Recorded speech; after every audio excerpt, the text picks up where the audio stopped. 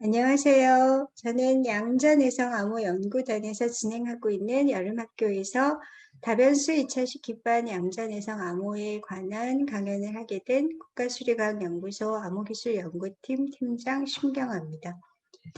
이 다변수 2차 식기반 양자내성암호에 대한 강연의 순서는 일단 먼저 공개키 암호에 대한 것을 좀 상기를 하고요.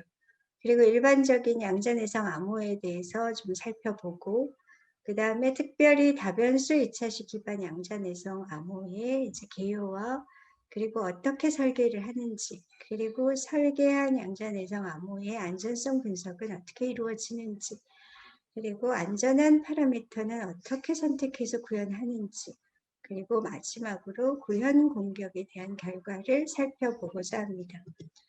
여러분 잘 알다시피 암호 알고리즘은 크게 대칭키 암호와 공개키 암호로 이제 나눌 수가 있는데요. 대칭키 암호는 이제 기밀성을 제공하는 알고리즘으로 국제표준 AES 같은 것이 있죠. 이 대칭키 암호를 사용하기 위해서는 두 통신 당사자가 사전에 동일한 비밀키를 공유를 해야 된다는 전제 조건이 있습니다. 그래서 사전 키 분배를 요구를 하고, 그리고 한 사람이 여러 사람하고 통신을 할 때 이제 각 통신하는 사람마다 키를 공유를 해야 되기 때문에 키 관리 문제가 있었습니다. 그래서 이 두 가지 문제점을 해결하기 위해서 1970년대 D.P. 헬만이라는 사람이 공개 키 암호라는 새로운 개념을 제안하게 됩니다. 그래서 이 사람이 제안한 개념은 암호화를 하는 키는 사실은 누구나 암호화를 할 수 있으니 공개된 공개키를 사용을 하자는 거죠. 그리고 복호화 할 때만 그 공개키에 대응되는 비밀키를 이용해서 복호화 하자는 개념입니다. 그래서 공개된 공개키를 사용하기 때문에 사전에 키 분배 문제가 없고요. 그리고 여러 사람이 이 동일한 공개키를 사용을 해서 다 통신을 할 수가 있기 때문에 키 관리 문제도 동시에 해결이 됩니다. 공개키 암호는 기밀성뿐만 아니라 무결성 인증 부인 방지 기능을 제공을 하는데요. 대표적으로 현재 쓰고 있는 공개키 암호 알고리즘은 이제 암호 알고리즘으로 RSA가 있고, 그리고 전자서명 알고리즘으로 CDSA가 있습니다.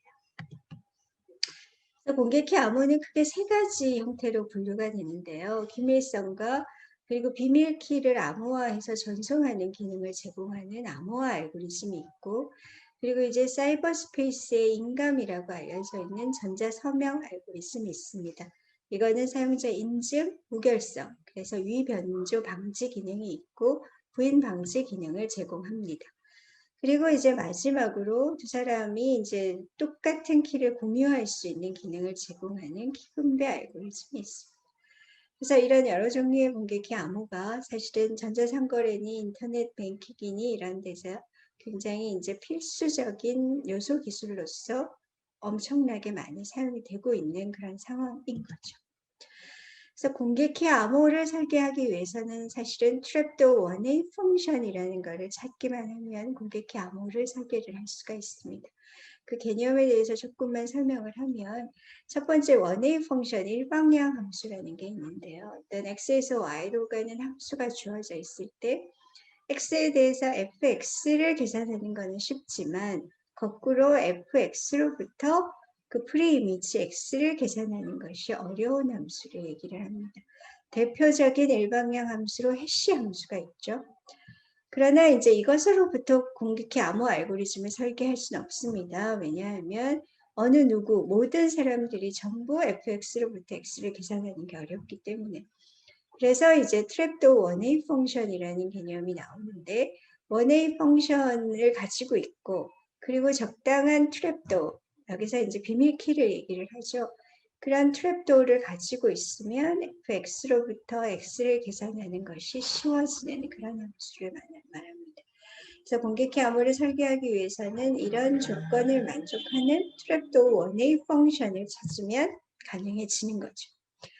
그래서 fx로부터 x를 계산하는 것이 어려운 이런 성질을 만족해야 되기 때문에 공개키 암호는 어떤 어려운 난제, 계산적으로 어려운 그런 난제에 기반을 두고 있습니다. 그래서 현재 우리가 사용하고 있는 공개키 암호의 기반이 되는 두 가지 문제는 소인수 분해 문제하고 이산대수 문제입니다. 인수분해 문제는 주어진 합성수 n이 있을 때 n의 소인수를 찾는 문제를 말합니다. 근데 이제 소인수분해 문제는 사실상 쉽기도 하고 어렵기도 하죠.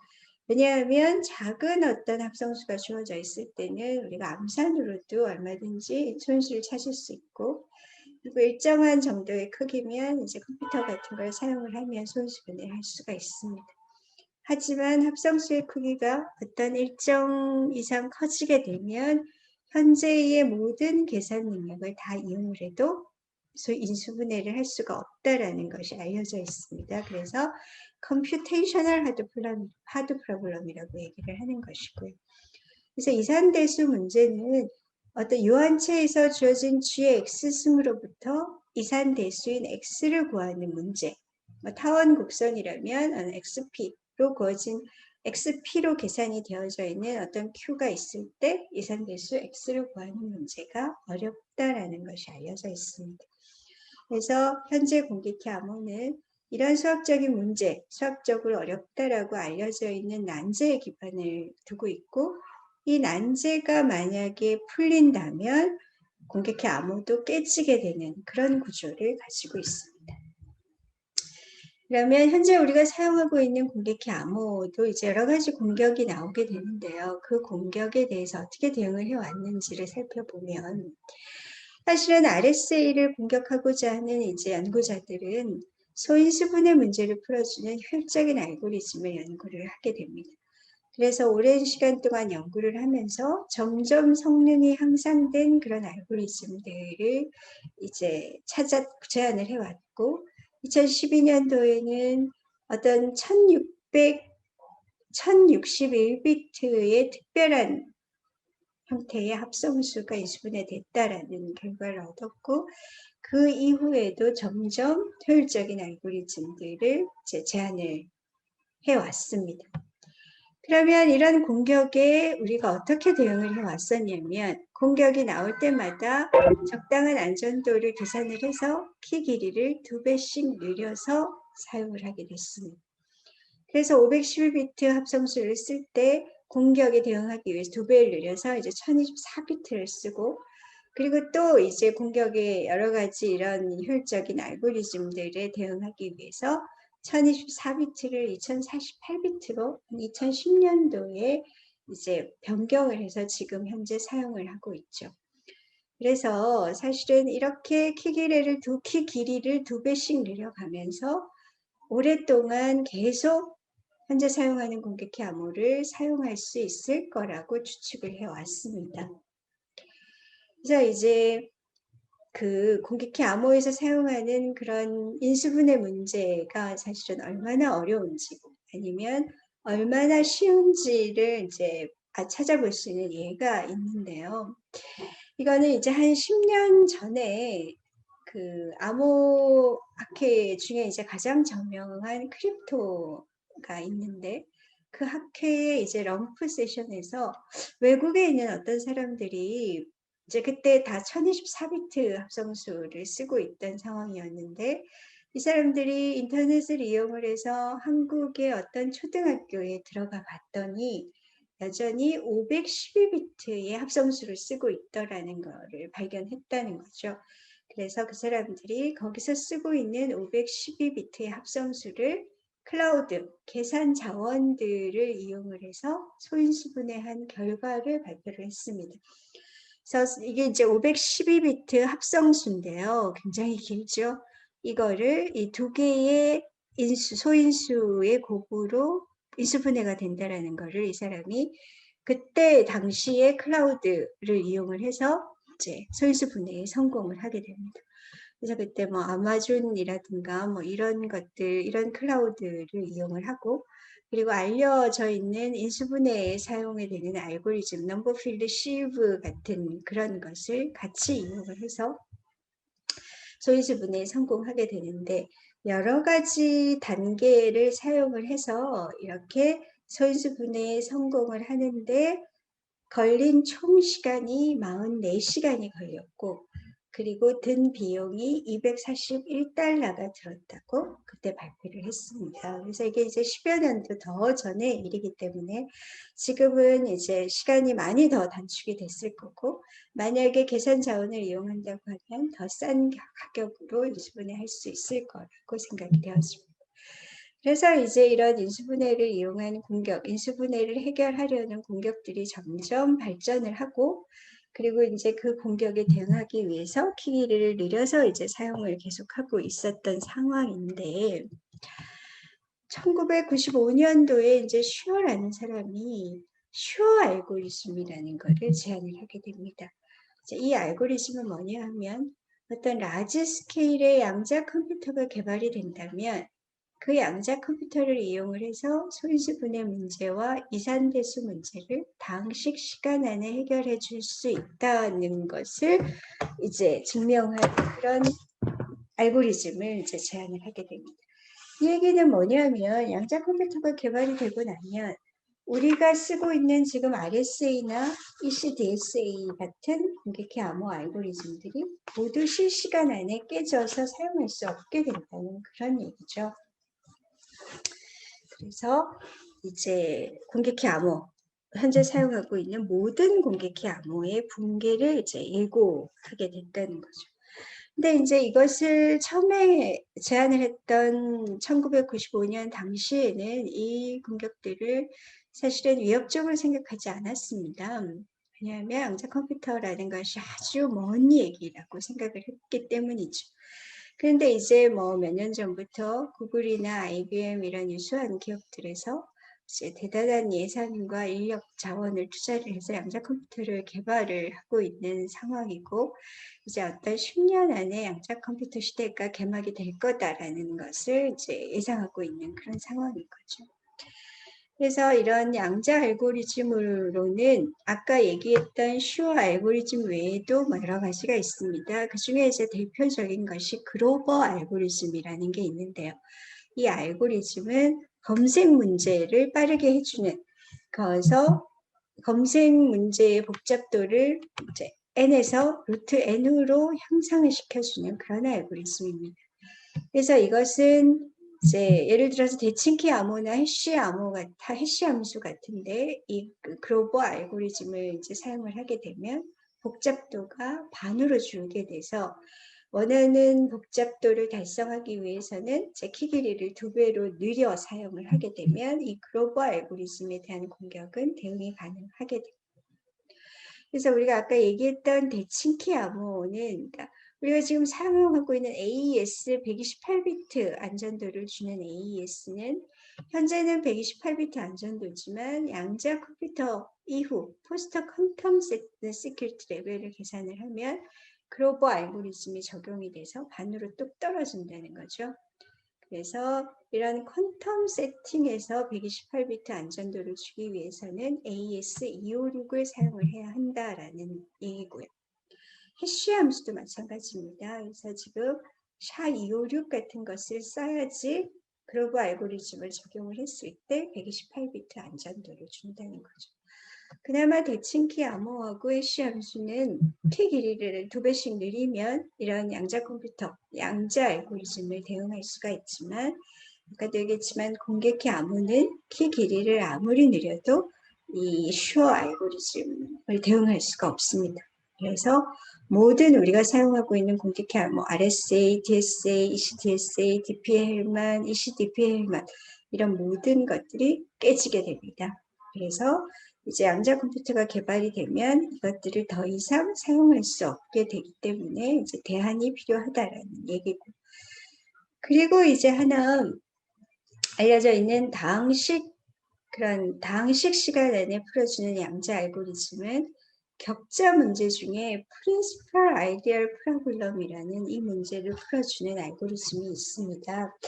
그래서 이거는 이제 격자 문제 뭐 shortest vector problem 뭐 이런 것들이 있는데, 이제 그런 것 중에서 가장 특별한 경우가 바로 Principal Ideal Problem이라는 것이 있는데요.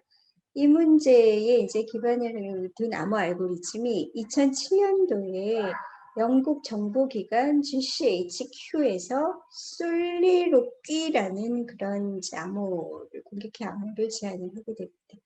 그때 이제 클로스드 벡터 프로블럼하고 이 프린시플 아이디얼 프로블럼을 이용을 해서 공격해 암호를 만들었는데 그거를 풀어주는 그것을 폴리노미얼 타임 안에 해결해 줄 수 있는 양자 알고리즘이 개발이 됐었고요. 갓도 PIP 문제를 이용한 이제 스마트 뭐 이런 사람들이 이제 제안을 했던 그 폴리 호모모픽 인크립션이 있어요. 완전 동형 암호도 이제 당식 시간 안에 양자 알고리즘으로 깨진다라는 것이 이제 보여져 있는 상태고요. 그래서 뭐 이런 여러 가지 종류의 양자 알고리즘이 제한되어 있다는 것이고. 그러면 이제 양자 컴퓨터가 어디까지 왔는가, 정말 양자 컴퓨터 시대가 눈앞에 다가왔는가를 좀 한번 살펴보면 이 그 양자 칩의 개발들이 이제 많이 이루어졌습니다. 그래서 18년도 구글이 이제 72큐빗 칩을 개발을 했었고요. 19년도에 IBM의 양자 컴퓨터 이 칩 큐빗 칩이 이제 53큐빗. 우리가 전통적인 지금 쓰고 있는 그 컴퓨터의 단위는 이제 비트인데 양자 컴퓨터의 단위는 큐빗이라고 얘기를 하죠. 그래서 이제 19년도에 이제 IBM Q 시스템이라는 양자 컴퓨터가 나오기도 했지만 이제 이 큐빗이 굉장히 아직은 작은 그런 단위에 그치고 있습니다. 사람들이 이제 예상하기에 2048비트 합성수를 인수분해를 하려면 큐빗이 최소한 2048개 이상은 존재해야 된다라고 얘기를 하고 있죠. 그리고 이제 양자 우월성 시대에 진입한 결과들이 나오고 있습니다. 양자의 컴퓨터가 현재의 컴퓨터보다 우월한 그런 어떤 사례들을 찾기 위해서 노력을 했었는데 19년도에 이제 구글이 시커모어라는 이제 그런 양자 프로세서가 사실은 어떤 랜덤한 연산을 지금 그 슈퍼컴 중에 가장 빠른 걸로 알려져 있는 IBM 슈퍼컴 서밋이 10,000년 걸리는 연산을 이 시커모어라는 양자 프로세서로 200초 안에 계산을 했다라는 결과를 네이처에 발표를 하게 됩니다. 그래서 이제 양자 우월성 시대에 진입했다라는 것을 이제 선언을 했습니다. 그래서 이제 이런 양자 내성 암호라는 거가 정의는 현재의 컴퓨터와 양자 컴퓨터를 이용한 공격에 모두 안전한 공격기 암호 알고리즘을 양자 내성 암호라고 정의를 하게 됩니다. 그렇다면 어떻게 공격기 암호를 설계를 해야지만이 양자 컴퓨터에 안전할 수 있을까? 그렇다면 양자 컴퓨터에 안전한 수학적 난제를 사실은 찾아줘야 되겠죠. 왜냐하면 이산대수 문제나 소인수 문제는 양자 컴퓨터가 폴리노미얼 타임 안에 다 해결해 줄 수 있다고 얘기를 하니까. 그래서 이제 문제들의 집합에서 양자 컴퓨터가 효율적으로 풀어주는 문제들의 집합을 BQP라고 정의를 합니다. 그래서 BQP 안에 들어있는 문제를 사용을 한다면 양자 컴퓨터에 안전할 수가 없겠죠. 왜냐하면 양자 컴퓨터가 효율적으로 풀 수 있는 문제들의 집합이니까. 그래서 이 양자 컴퓨터가 풀 수 없는 그런 집합, NP 프로블럼이라든가 NP 컴플리션 수학적인 난제를 이용을 해야지 양자 컴퓨터의 안전한 그런 공격기 암호를 설계할 수 있을 거라고 생각을 하는 거죠. 그래서 그런 난제들이 많이 알려져 있습니다. 그래서 크게 지금 암호학계에서 연구되고 있는 건 5개 정도로 분류가 되는데요. 일단 다변수 2차식 문제 기반이 있습니다. 이것은 그 다변수 2차식의 시스템의 해를 구하는 문제가 아주 어렵다라는, 이게 이제 NP 하드고 NP 컴플릿이라는 게 알려져 있는데 이 문제가 안전하다. 다시 말해서 이 문제를 풀어주는 양자 알고리즘이 존재하지 않는다는 거죠. 그 다음에 이제 해시 함수 기반 문제가 있습니다. 우리가 해시 함수 S, 아까 일방향 함수라고 얘기를 했었는데 해시 함수의 충돌성 을 이제 방지할 수 있는 그런 기능을, 그런 문제가 있습니다. 다시 말해서 해시 함수 h가 주어져 있을 때 hx는 hx 프라임을 만족하는 이 메시지 쌍 x 프라임하고 x의 쌍을 찾는 문제. 자, 이 문제에 기반을 둔 이제 해시 함수 기반 암호가 있습니다. 해시 기반 암호는 지금 제한된 것은 전자서명 알고리즘밖에 없는데요. 이 전자서명 알고리즘은 현재 IETF 표준기관에서 표준화를 진행 중에 있습니다. 근데 이제 이 해시 기반 전자서명은 사실은 일반적으로 정의되는 그런 스탠다드한 전자서명하고는 좀 다른 성질을 가집니다. 이 해시 기반 이제 전자서명은 원타임 시그너처를 이용해서 설계가 되기 때문에 한 번 쓴 비밀키를 다시 사용을 하게 되면 안전하지 않게 됩니다. 그래서 이 전자서명을 쓰기 위해서는 전자서명을 쓸 때 사용했던 비밀키를 한 번 쓰고 버려야 되는 거죠. 그래서 다시는 그거를 쓰지 말아야 되기 때문에 비밀키 업데이트가 필요하게 되고, 이를 위한 별도의 이제 보안 장치가 필요하기 때문에 이제 그런 어떤 문제를 이제 해결을 해야지 쓸 수 있다는 그런 이제 성질을 가지고 있고요.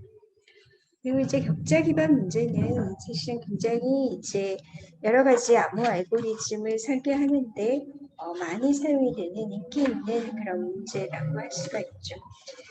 그래서 이것은 뭐 가장 짧은 길이의 벡터를 찾는 문제, 뭐 shortest vector problem이라든지 closest vector problem이라든지 뭐 이런 여러 가지 종류의 문제에 기반을 두고 있고, 현재 이제 동영암호 같은 것의 설계에도 많이 이용이 되고 있는 그런 문제의 타입입니다.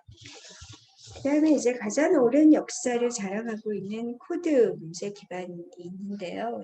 신드롬 디코딩 프로블럼이라든가 뭐 그런 문제를 이용해서 설계를 하는 그런 것이고요. 그리고 이제 마지막으로 이제 타원곡선 암호 시스템을 이용하던 사람들이 주로 연구를 하고 있는 슈퍼 싱귤러 아이소지니 문제 기반 그런 암호가 있습니다. 이것은 슈퍼 싱귤러 타운 곡선에서 이제 아이소 진위를 찾는 그런 문제인데, 이제 여기에 기반을 둔 이런 암호가 있고요. 이 5개 중에서 오늘 이제 관심을 가지고 얘기를 할 문제는 이 다변수 2차식 기반 전자, 기반 양자내성 암호입니다.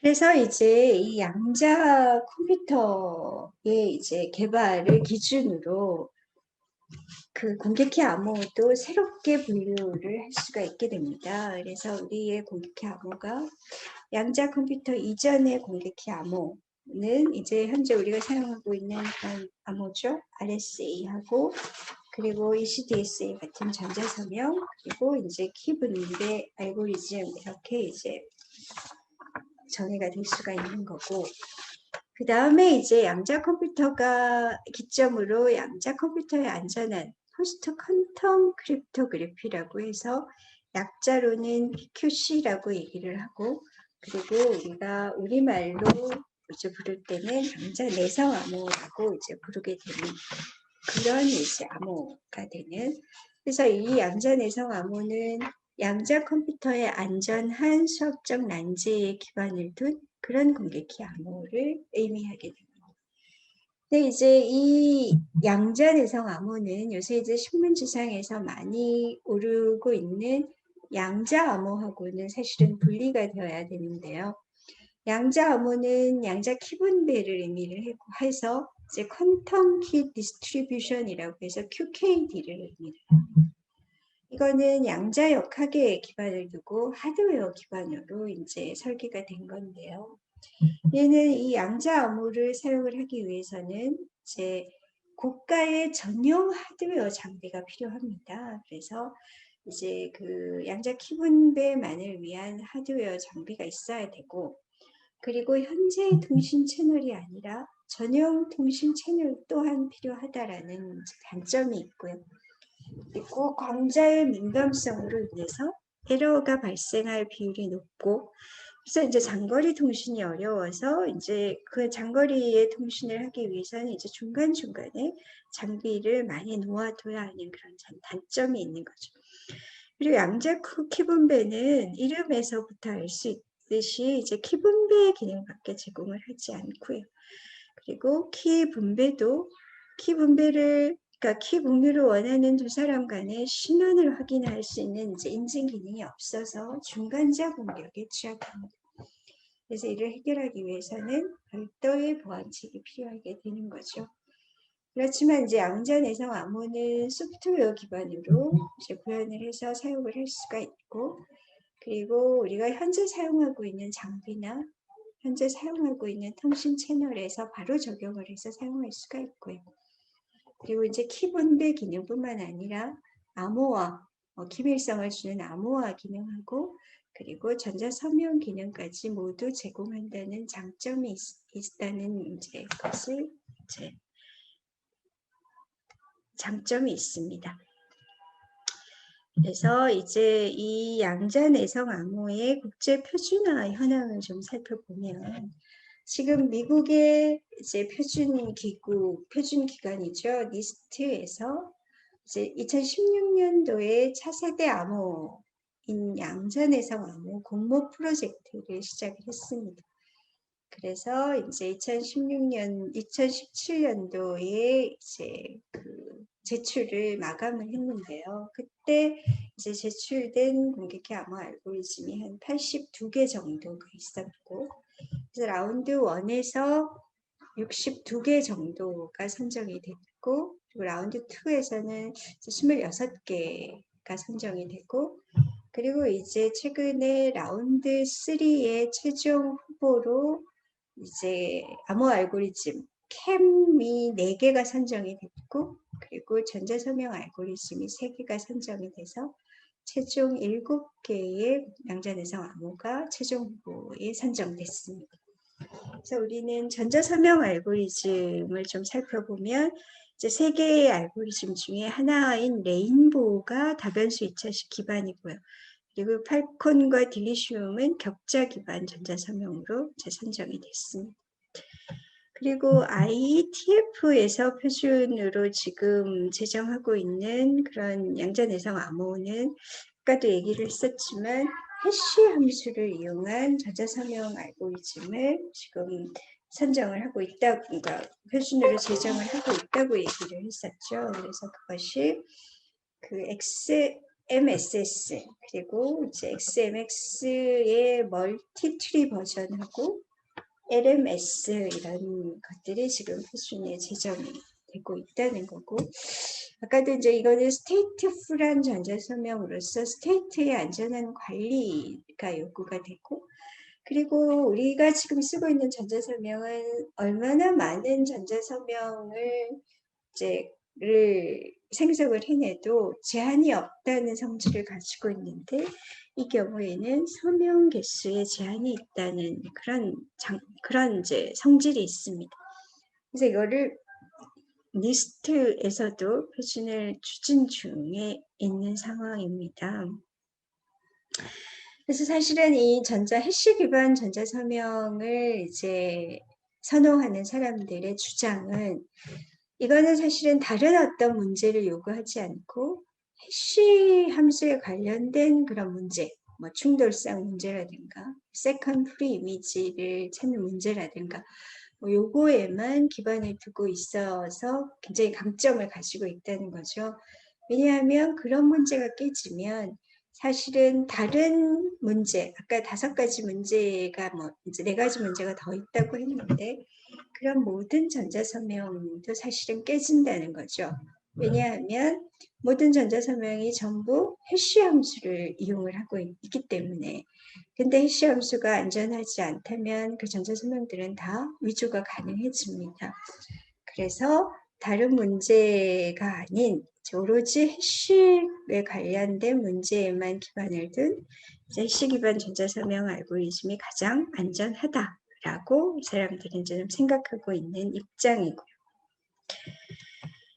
그래서 이제 결국은 우리가 양자 컴퓨터가 개발이 완료가 되기 전에 양자 컴퓨터로 전환을 해야 된다는 거죠. 그래서 그런 양자 내성 암호로 전환을 하기 위해서 지금 리스트가 이제 PQC 관련된 양자 내성에 관련된 이제 표준을 지금 마련하고 있는 중이고요.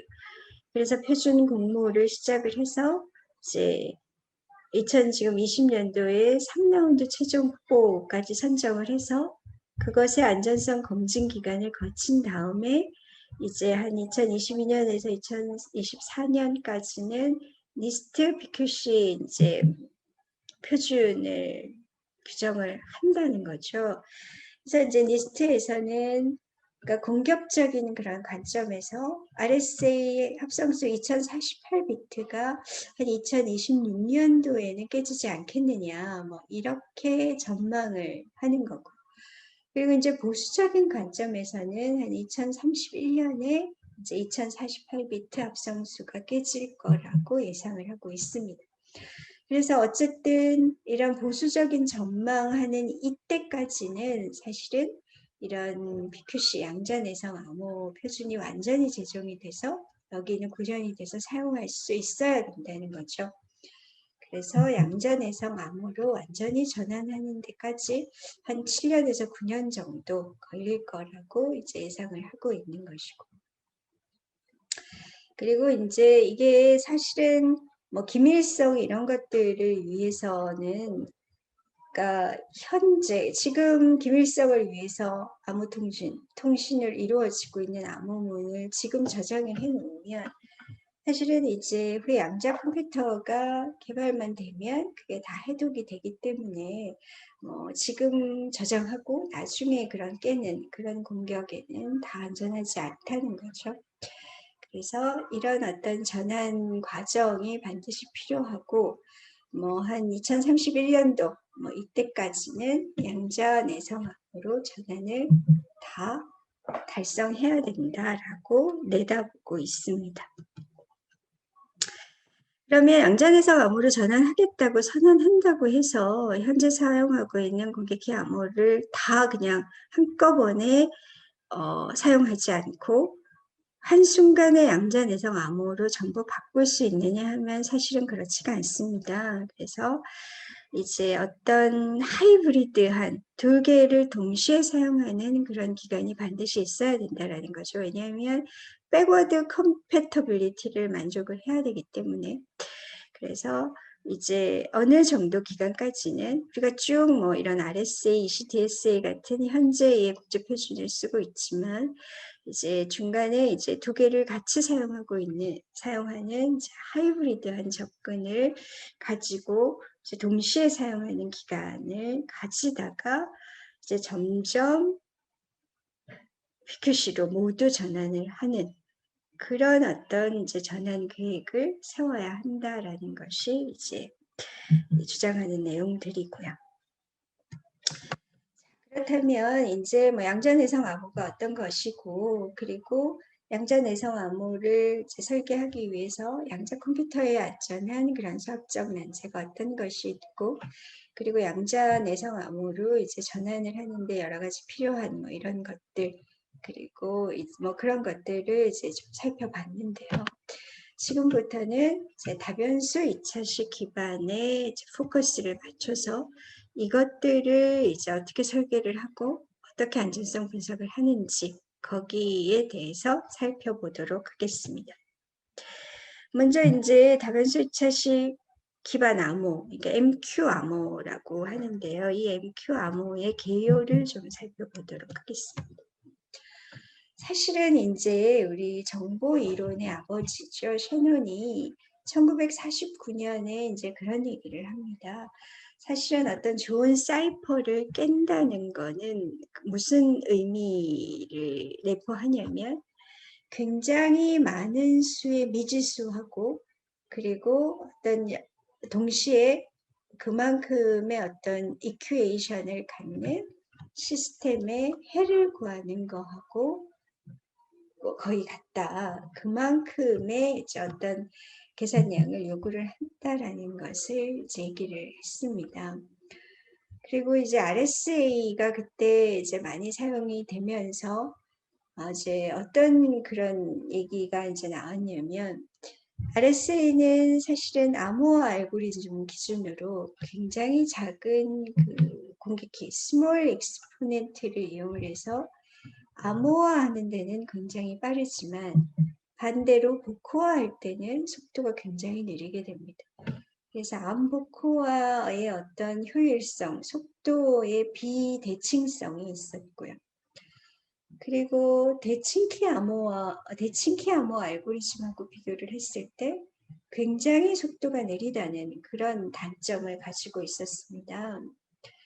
그래서 이제 어떤 두 가지 방법의 접근을 이제 생각을 하게 됐는데, 사실은 RSA라는 건 X의 이승 값이, X의 이승을 한 Y 값이 주어져 있을 때 사실 X를 찾는 문제인 거죠. 그래서 어떤 일변수 함수의 해를 찾는 그런 문제였다는 거죠. 근데 이것을 변수의 개수도 느리고 식의 개수도 여기는 하나인데 식의 개수도 느리는, 그래서 다변수 2차식의 시스템으로 바꾸어 준다면 더 안전하지 않겠느냐라는 그런 생각이 있었고, 그리고 아까 블락사이퍼 이런 대칭키 암호하고의 그 속도의 차이가 너무 커서 그 속도 차이를 좀 줄이기 위해서 블락사이퍼가 사용하고 있는 구조를 이용을 하는 것이 어떻겠느냐라는 그런 생각을 하게 됩니다. 그때 이제 블락사이퍼가 가지고 있는 구조가 affine, substitute, affine이라고 해서 이제 아싸 구조라고 해서 여기 affine, 리니어 부분이 있고 이쪽에 쿼드레틱 부분을 쓰는 ASA 구조를 이제 사용을 하자라는 접근 방법이 있습니다. 그래서 이 두 가지를 한꺼번에 이제 이용한 그런 암호가 다변수 2차식 기반 암호라고 보면 됩니다. 그래서 다변수 2차식의 시스템을 보면 이제 변수가 작은 경우에 다변수 2차식의 시스템인데요. 지금 여기 보면 다변수 2차식의 시스템이라고 했지만 지금 3차죠. 이건 이제 다변수 3차식의 시스템의 예입니다. 그래서 3차식에 지금 변수의 개수가 3개 있고 차수가 3차고 식의 개수가 이제 3개인 그런 다변수 2차식 기반 시스템, 아니 다변수 2차식이 아닌 다변수 3차식의 시스템이죠. 그래서 이런 거는 변수의 개수도 작고 식의 개수도 작기 때문에 우리가 해를 금방 구할 수가 있습니다. 그러나 여기서 이제 식의 개수와 변수의 개수가 일정 이상 커지게 되면 이 문제가 굉장히 어렵게 되는데요. 그래서 MQ 문제, 다변수 2차식 문제라는 것을 정의를 하게 됩니다. 그래서 어떤 유한체에서 정의된 다변수 2차식의 그 시스템, 이런 거 m개의 폴리노미알, 변수는 n개를 가지고 있고, 그리고 어떤 벡터 y가 fq의 m승에 들어있는 벡터가 주어져 있을 때 각각의 이제 컴포넌트, 이쪽이 y1 그리고 마지막이 ym을 만족을 하는 이 솔루션 x1에서 xn''을 이제 찾는 문제, 이 문제가 NP 하드고 NP 컴플릿이라는 것이 알려져 있습니다. 그리고 여기서는 지금 다변수 2차식 문제로만 얘기를 했지만 이거의 차수가 2차 이상, 3차, 4차 커지기만 해도 전부 그 문제가 어려워집니다. 그래서 이제 이 문제의 어려움을 이용할 거고요. 그 차수가 2차 이상이면 되는데 2차로 선택한 이유는 효율성 때문이죠. 그래서 속도가 빨라야 되기 때문에 가장 간단한 형태인 2차 식의 형태를 이제 선택을 하는 것이고, 그리고 또 하나의 이유는 어떤 2차 식이라는 게 가장 기본적인 식의 형태라는 거죠. 어떤 의미에서냐면 3차 이상의 그런 식은 2차 식의 시스템으로 항상 표현이 가능하다는 거죠. 예를 들어서 x1, x2, x3는 5라는 이런 이제 식이 있으면 이거를 두 개의 2차식의 시스템으로 표현이 가능합니다. x1, x2, 마이너스 y는 제로, y, x3는 5 이렇게 그런 어떤 기본적인 특징 때문에 이제 2차식을 이용을 한다라는 것이고요. 그래서 다변수 2차식 암호는 이제 좀 분류를 할 수가 있습니다. 그래서 다변수 이 MQ 암호도 암호화 알고리즘이 있고 전자 서명 알고리즘이 있습니다. 그래서 암호화 알고리즘은 사실은 이제 10년 전부터 많은 사람들이 이제 설계를 하려고 노력을 했고, 또 일부 사람들이 이제 제안을 해서 발표를 했는데, 대부분의 MQ 암호화 알고리즘은 이제 안전하지 않다라는 공격들이 발견이 되었습니다. 이게 왜 그러냐면, 이게 기본적으로 다변수 2차식을 사용을 하기 때문에 원투원이 안 됩니다. 그래서 이것을 2차식을 사용을 하지만 원투원으로 만들어주기 위해서는 이제 여러 가지 복잡한 방법이 필요하고, 그리고 이제 대부분의 경우에 복호화를 했을 때 복호화 실패율이 좀 나오게 됩니다. 그래서 이제 이 암호화 알고리즘은 별로 MQ에서는 재미가 없고요. 다만 이제 전자 선명 알고리즘은 이제 아주 잘 설계를 할 수가 있습니다. 그래서 이제 이것은 주로 해쉬 앤 사인 패러다임을 이용을 해서 이제 설계가 되는 것들이 많은데요. 이렇게 설계되는 그런 알고리즘이 아니라 전자 선명 알고리즘은 이제 두 개의 타입으로 구분을 할 수가 있습니다. 그래서 어떤 싱글 필드 타입이라고 해서 그 이제 작은 어떤 필드, 작은 유한체 하나만 이용을 하는 그런 전자 선명 알고리즘 얘기를 하는데, 대표적으로 UV와 레인보우가 있습니다. 그리고 이제 하나는 빅필드 타입이라고 해서 작은 이제 그런 필드 유한체하고 그것의 어떤 익스텐션 필드까지 이용을 하는 그런 형태를 얘기를 하고, 이제 그런 건 히든 필드 이퀘이션이라고 해서 AFEV-라든가 이제 그것의 특별한 경우로 GUI 이런 것들이 제한이 되어 있습니다. 그리고 이제 MQ 전자서명 중에서도 해시 앤 사인 패러다임이 아니고 이제 PR 샤밀러의 트랜스포메이션을 이용을 해서 이제 만들어지는 전자서명도 사실 있습니다.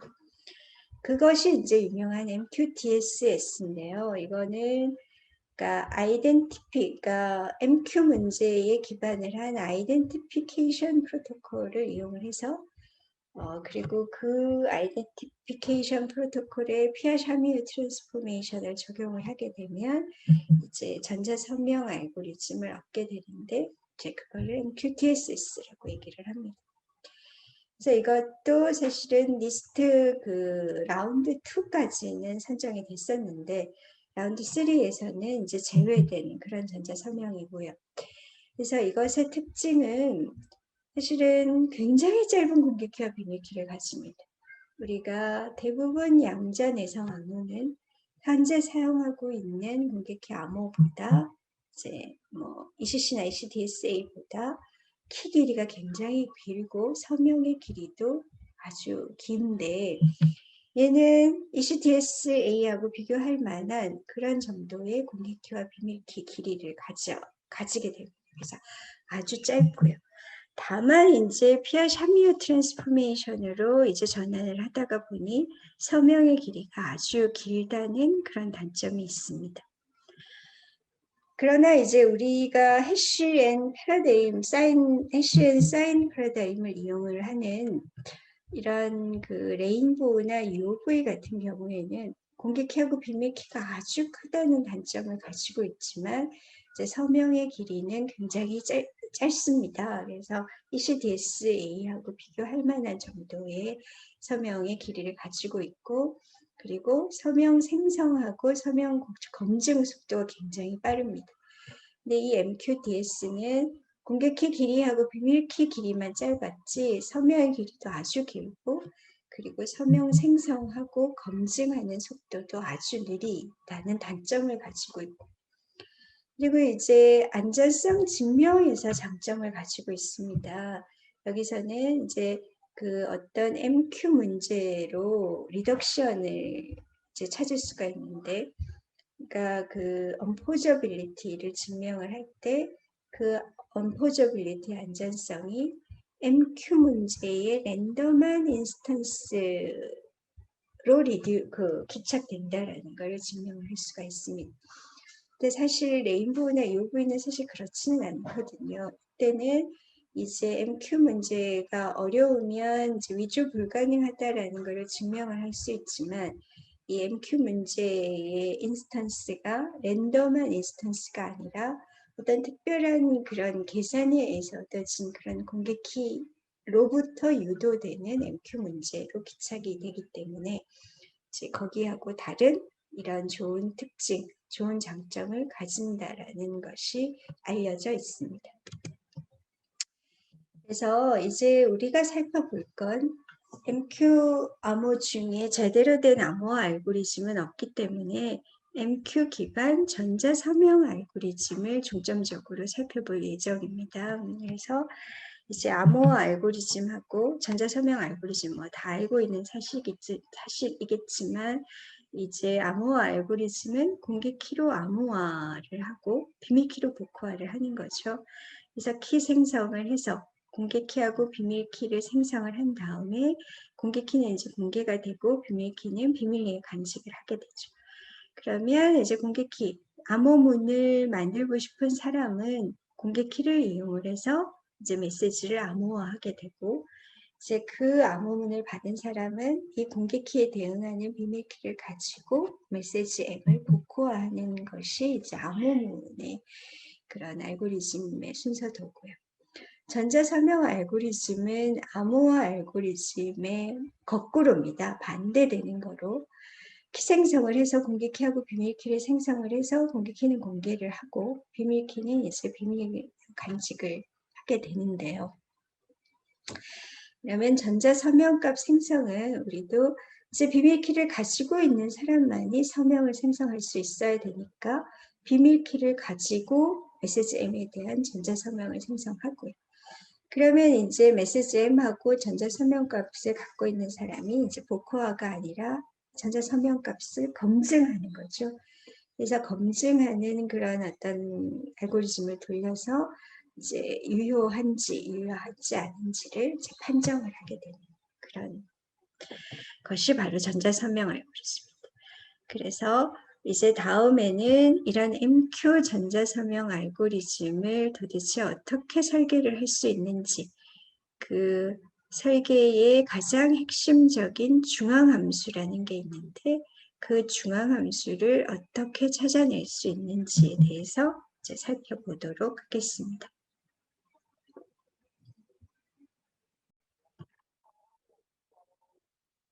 그러면 이제 지금부터는 MQ 암호를 어떻게 설계를 하는지에 대해서 살펴보도록 하겠습니다. 일단 MQ 암호의 기본 구조는 아까 얘기했던 ASA 구조를 따릅니다. 그래서 AA 두 개의 어파인 맵 혹은 리니어 맵하고 그다음에 이제 S에 해당하는 쿼드레틱 맵을 하나 이제 선택을 하는 건데요. 이 쿼드레틱 맵은 변수를 n개를 가지고 그리고 다항식의 개수는 m개의 다항식을 가지고 있는 그런 m개의 다항식의 셋을 얘기를 합니다. 이제 쿼드레틱 맵인데 인버터블 하다라는 의미는 뭐냐면 특별한 구조를 가지고 있어서 다변수 2차식의 시스템인데도 불구하고 어떤 해를 구할 수 있는 구조를 가지고 있는다는 그런 의미입니다.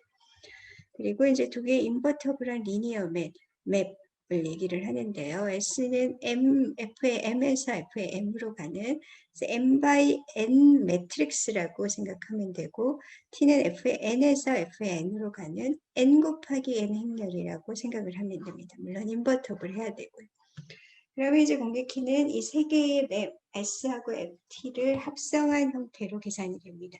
그러면 아까 얘기했지만 어떤 F가 가지고 있는 특정한 구조가 있었지만 S하고 T가 그거를 숨겨주는 역할을 합니다. 그래서 하이딩 펑션이라고 얘기를 하는데 이거를 합성해 준 그런 공개키 값은 이제 그런 구조가 없고 아주 랜덤한 그런 시스템처럼 보이는 그런 형태가 됩니다. 그래서 이 공개키에 대응이 되는 비밀키는 SFT가 되는 그렇게 되는 거죠. 그래서 우리가 공개키의 형태를 좀 살펴보면 n개의 변수하고 m개의 다항식으로 구성이 되어 있는데 각각의 다항식은 2차항하고 1차항하고 상수항으로 구성이 되어 있습니다. 그래서 이제 이 공개키를 저장을 하기 위해서는 2차항 앞에 있는 개수 전부하고 1차항 개수 전부하고 상수항을 저장을 해서 이제 공개키로 사용을 하면 됩니다. 근데 이제 n하고 m이라는 게 적당히 커지게 되면 이 개수, 2차항의 개수라는 것이 굉장히 커집니다. 왜냐하면 n에서 두 개를 선택하는, 그러니까 컨비네이션이죠. 컨비네이션 n의 2가 되기 때문에 개수가 커져서 저장을 해야 되는 2차식의 개수, 2차항의 개수가 굉장히 많아져서 공개키의 크기가 커지게 됩니다. 그래서 이 MQ 암호를 설계를 하는 핵심 원리는 이 F, 어떤 특별한 구조를 가지고 있는 변수가 n개이고 다항식의 개수가 m개인 이 다변수 2차 다항식을 우리가 어떻게 잘 선택하느냐에 달려 있습니다. 이 F를 우리가 센트럴 맵, 중앙함수라고 부르고요. 그래서 어떤 주어진 벡터가 주어져 있을 때 fx는 이 벡터 b가 되는 그런 해를 찾는 이런 거가 쉬운 그런 어떤 구조를 가지고 있어야 된다는 거죠. 그래서 MQ 기반 암호를 설계한다는 것은 곧 그런 특별한 구조, 이런 성질을 가지고 있는 센트럴 맵, 중앙함수를 찾는 것하고 동일합니다. 그래서 이제 서명이 이루어지는 전체적인 구조를 보면 이제 공개키가 주어져 있고 SFT라는 비밀키를 이제 서명하는 사람은 가지고 있는 그런 상황이죠. 그리고 우리가 메시지에 대한 해시가 주어져 있을 때 원하는 검증 방법은 어떤 것이냐면 공개키에다가 Z를 대입을 했을 때 해시값하고 같아지는 그런 형태의 검증 방법. 이게 이제 해시 앤 사인 방법이죠. 이거를 쓰고 싶기 때문에 이 Z를 구하는 방법은 P의 인버스, 역행렬, 역변환을 따라가면 되는 겁니다. 그래서 메시지가 들어왔을 때 HM에 대해서 S 인버스를 계산해주고 S 인버스라는 건 그냥 n by n 매트릭스니까 그 매트릭스의 역행렬을 곱해주면 되는 거죠. 그 다음에 어떤 F의 인버스, 사실은 여기서 F의 인버스라고 표현을 했지만 정확하게 F의 인버스가 존재하는 것은 아닙니다. 이것의 의미는 어떤 F가 특별한 구조를 가지고 있어서 이런 B라는 벡터가 주어지면 해를 찾을 수 있다라는 의미에서 F 인버스입니다. 그래서 해가 유니크하게 존재할 수도 있지만 많이 존재할 수도 있어요. 그렇지만 그 중에 하나만 우리가 가지고 와서 전자서명값으로 이용을 할 거라는 겁니다. 그런 다음에 이제 마지막으로 T 인버스를 곱해주게 되면 전자서명, 그 값이 전자서명이 되는데, 그럼 이제 여기 대입을 하게 되면 이제 이게 P의 FT를 합성한 거기 때문에 이제 T 인버스, F 인버스, S 인버스가 3세가 돼서 결국은 HM하고 같아지는 그런 형태가 됩니다. 그렇다면 이런 중앙함수들의 후보들이 어떤 것이 있는지, 지금까지 어떤 형태의 중앙함수들이 제한이 되어 왔는 건지 그거를 좀 차례대로 살펴보도록 하겠습니다. 그래서 최초에 이제 크립토, 우리가 암호학회 중에서 가장 저명한 암호학회죠. 크립토 1993년에 우리의 샤미으가 아주 간단한 방법을 이제 제안을 하게 됩니다. 그래서 이제 이때 그거 이제 아주 쉽게 계산할 수 있는 sequentially linearized equation을 제안을 하는데 아주 간단한 거예요. 이때 크립토가 이렇게 쉬운 그런 논문을 받아줬다는 게 사실은 놀라울 따름인데 어쨌든 그 쉬운 이퀘이션 구성 방법론을 좀 살펴보면 일단 이제 이걸 F1을 이제 Y1이라고 쓴 겁니다. F1은 X1 곱하기 X2라고 정의를 하는 거죠. 그 다음에 이제 마줄로 n인데 여기서 n을 합성수로 썼는데 그냥 유한체를 써도 무방합니다.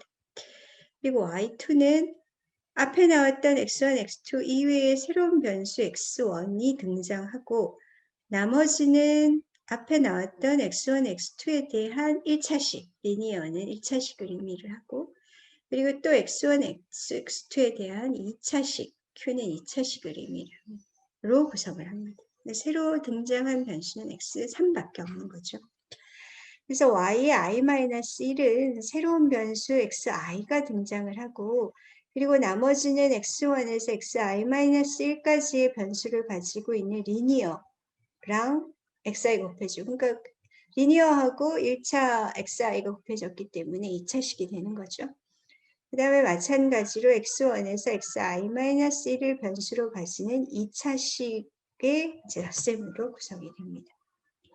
그래서 이렇게 해서 중앙함수로 설계를 했던 거죠. 그래서 어떤 y-값이 이제 해시값으로 들어왔을 때 이것을 만족하는 xi들을 어떻게 이제 찾아내느냐, 그것만 얘기를 하게 되는데, 사실은 쉽게 찾을 수 있습니다.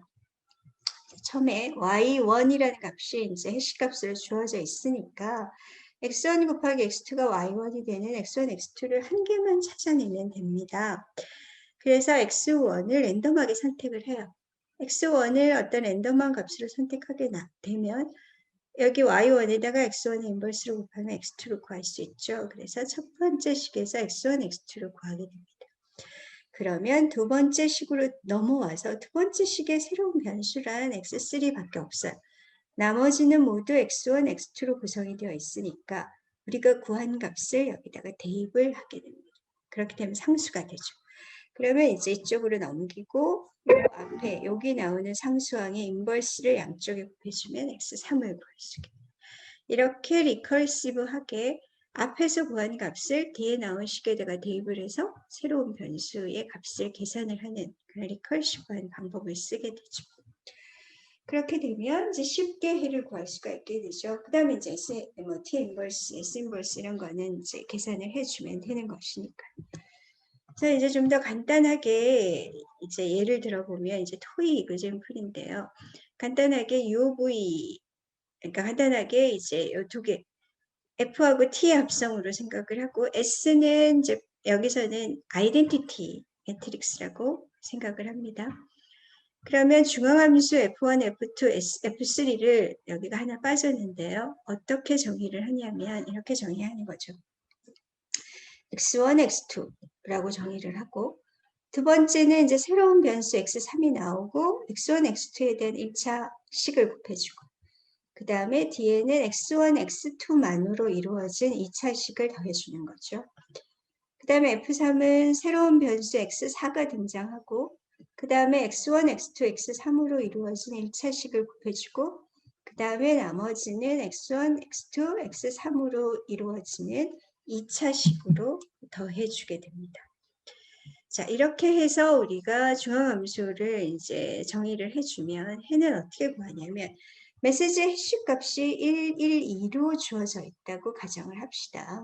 그러면 이것 F1에 이걸 식을 대입을 하면 x1, x2가 1인 경우니까, 그리고 이제 y2가 1이고 y3가 2라는 얘기니까 이것을 계산하기 위해서 지금 시간 하나고 변수가 두 개니까 하나의 변수를 이제 랜덤한 값으로 선택을 합니다. x1을 1로 선택을 해서 그것을 여기다 대입을 하면 x2도 1이 나오죠. 그러면 x1, x2를 우리가 구했기 때문에 두 번째 이제 다음 식에다가 이것을 대입을 합니다. 그러면 x1, x2, x1, x2에 있는 부분은 다 이제 대입을 해서 상수가 되고 x3만 남는 거죠. 그래서 x 이제 4x3은 이렇게 돼서 이제 이렇게 구할 수가 있는 거고, 그 다음에 이제 F3에도 마찬가지로 지금 구한 x1, x2, x3 값을 대입을 하는 겁니다. 그러면 이제 x4만 남아서 x4를 구할 수가 있는 거죠. 그럼 아까 우리가 선택한 1을 하고 대입을 해서 구한 x2, x3, x4 해서 1, 1, 마이너스 1, 0이 바로 이 중앙함수의 이제 해가 되는 거죠. 근데 이제 여기서 보면 알고 있듯이 이 해가 유니크하게 존재하지 않습니다. 지금 x1을 1로 선택했기 때문에 나머지는 유니크하게 결정이 되지만 어떤 사람이 x2를 2라고 선택을 하게 되면 이제 뒤의 값이 달라지게 되겠죠. 그래서 임의로 선택하는 값에 따라서 이제 뒤의 값이 결정이 되는 그런 구조이기 때문에 이제 여러 개의 해가 존재하게 됩니다.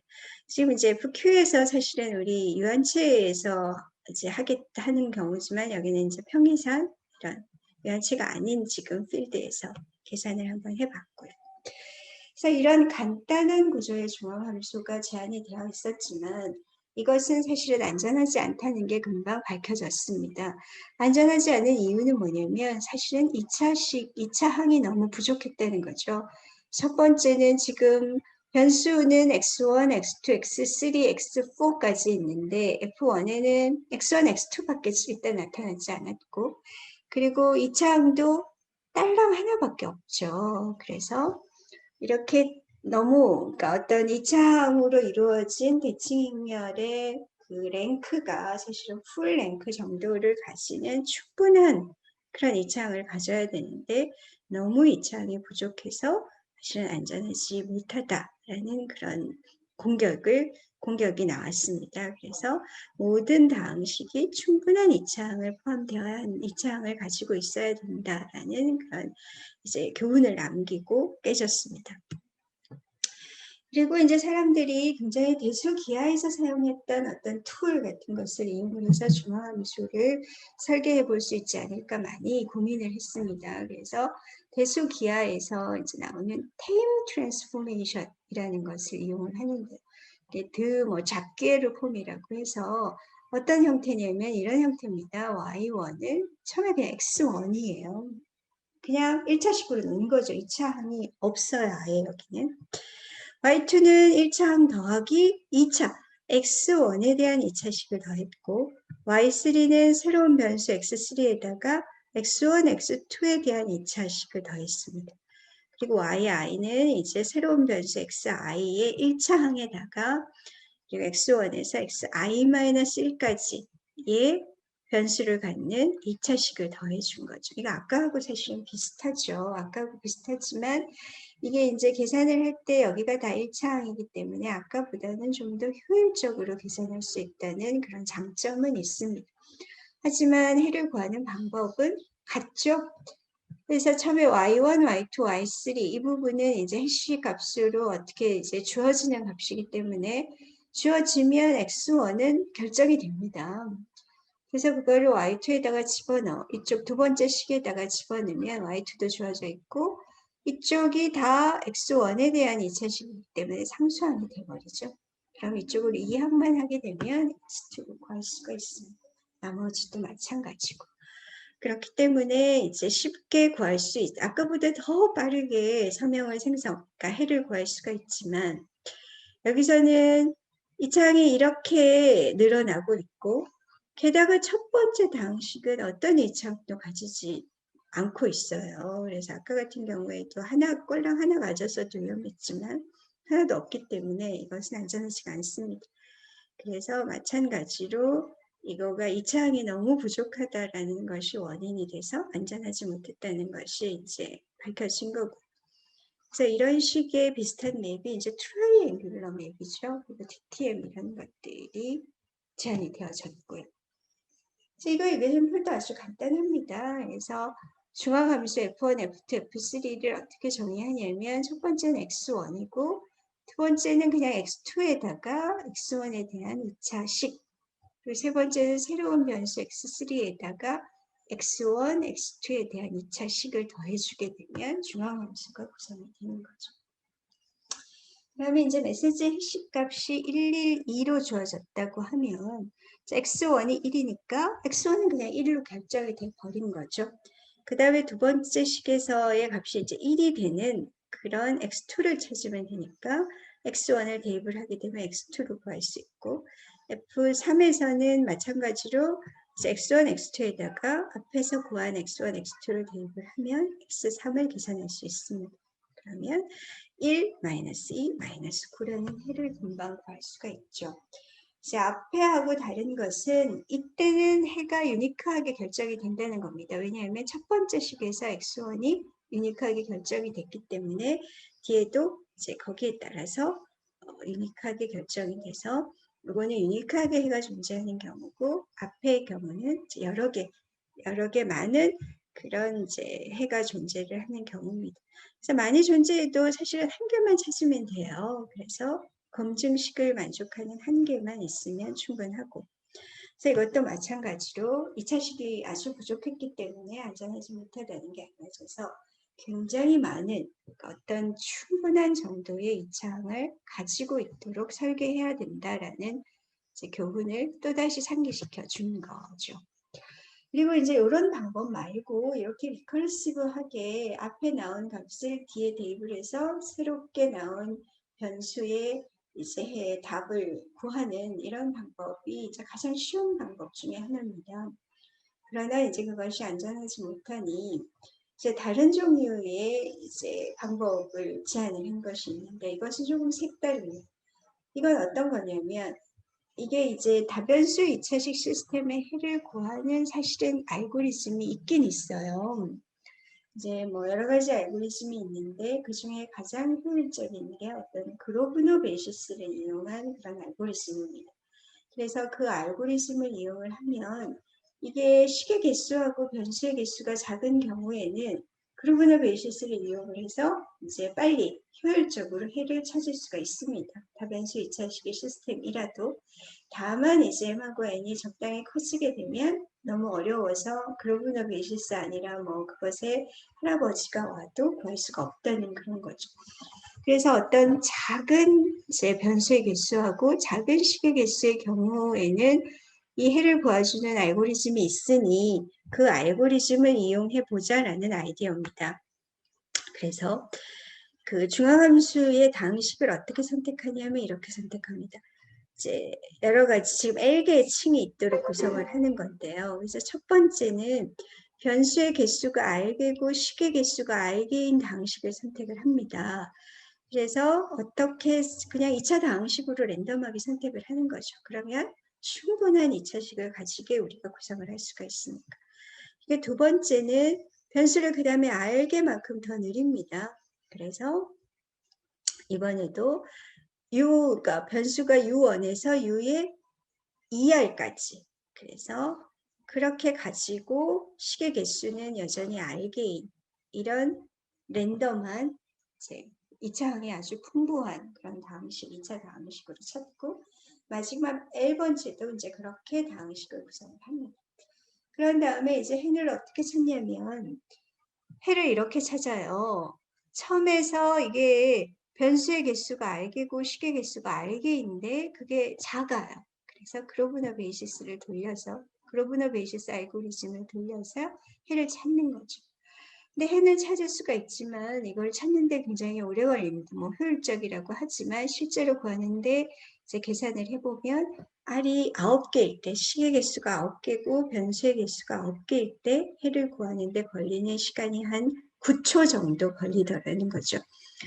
그리고 뭐 L번째까지 하면 9 곱하기 L초가 걸리는 거니까 사실은 이게 너무 오래 걸리는 거죠. 이렇게 오래 걸려서는 공격기 암호로서 사용을 할 수가 없습니다. 그래서 너무 비효율적이다라는 문제가 있고 그 다음에 이게 아까의 그 교훈을 얻어서 굉장히 많은 어떤 2차 항을 가졌다라고 생각을 했지만 이쪽 빈 부분이 아직도 있다는 거죠. 그래서 이렇게 트라이앵귤러하게 이런 식으로 단계적으로 내려가는 거. 그러니까 랭크가 동일하지 않는 거죠. 지금 다항식의 모든 다항식의 랭크가 다르고 그리고 레이어마다 랭크가 줄어드는 이런 계단식의 형태가 안전하지 않다라는 이제 공격도 나오게 되었습니다.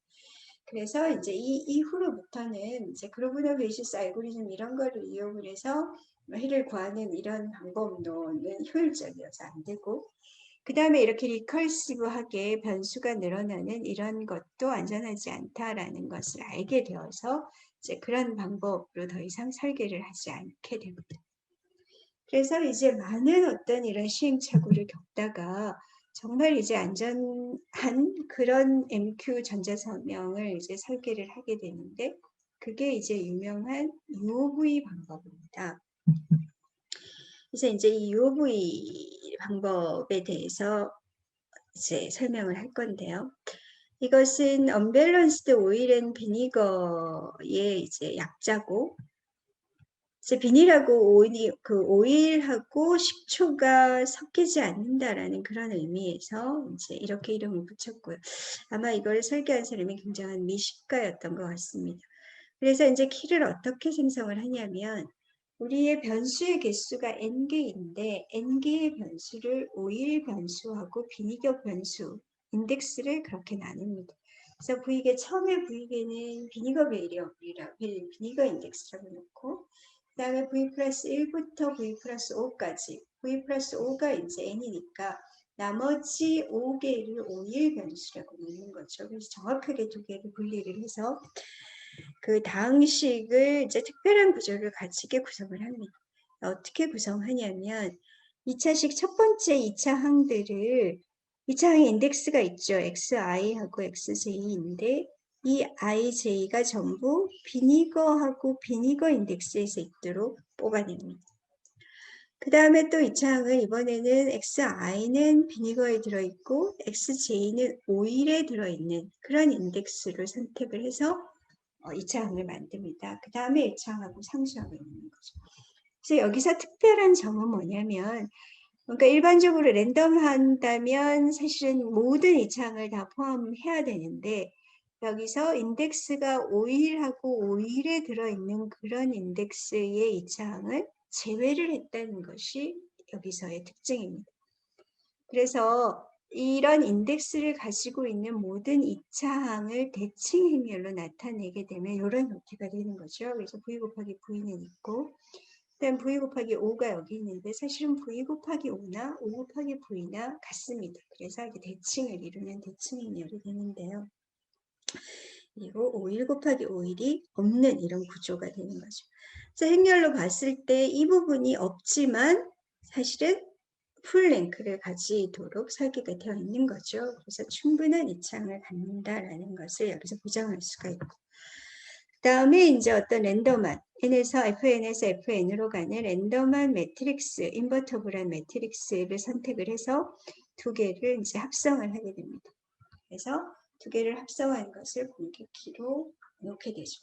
자, 여기서 t가 하는 역할은 이거를 t를 우리가 합성하지 않고 f를 내놓으면 사실 이 구조가 그대로 드러나기 때문에 우리가 했던 방법으로 공격자도 성형을 생성할 수 있다라는 의미가 되니까 이 구조를 숨겨줘야 됩니다. 그래서 t가 이 부분의 변수를 마구 섞어주는 그런 역할을 해서 공개키, 합성을 하고 난 공개키에서는 이 부분도 꽉 차게 됩니다.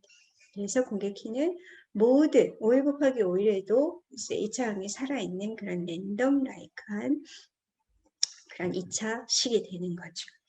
그럼 이거를 가지고 중앙함수를 설계를 했는데 그럼 해는 어떻게 구하겠느냐가 이제 중요한 거죠.